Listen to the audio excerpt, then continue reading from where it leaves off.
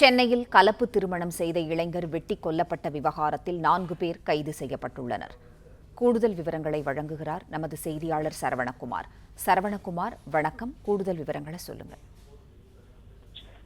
சென்னை பள்ளிக்கரணை பகுதியைச் சேர்ந்த பிரவீன் என்பவர். இவர் ஜல்லடியான்பேட்டை அருகில், பள்ளிக்கரணை அருகில் இருக்கக்கூடிய அந்த ஜல்லடியான்பேட்டை என்ற பகுதியைச் சேர்ந்த ஷர்மி என்ற ஒரு பெண்ணை கடந்த சில வருடங்களாக அவர் காதலித்து, அவர் 4 மாதங்களுக்கு முன்பு இருவரும் திருமணம் செய்திருக்கிறார்கள். இரு வீட்டாருடைய எதிர்ப்பு இருந்த நிலையில இதில் மணமகள் வீட்டாருடைய எதிர்ப்பு தான் அதிகமாக இருந்திருக்கிறது. அதற்கு பிறகு இவர் திருமணமும் நடந்து இவர்கள் அதே பகுதியிலே வசித்து வந்திருக்கிறார்கள். இந்த நிலையில அந்த பெண்ணினுடைய சகோதரன் தினேஷ் என்பவர் மற்றும் அவருடைய நண்பர்கள் சேர்ந்து நேற்று இரவு அந்த பகுதியிலே அவர் இளைஞர் பிரவீன் தனியாக வந்து கொண்டிருந்த பொழுது அவரை சரமாரியாக பயங்கர ஆயுதங்கள் கொண்டு தாக்கி இருக்கிறார்கள். இதில் குரோம்பேட்டை அரசு மருத்துவமனையில் அனுமதிக்கப்பட்டிருந்த நிலையில் அவர் சிகிச்சை பலனின்றி உயிரிழந்திருக்கிறார். இந்த விவகாரத்துல பள்ளிக்கரணை போலீசார் விசாரணை நடத்தியதில் இது சாதி ஆணவ படுகொலை என்பது தெரிய வந்திருக்கிறது.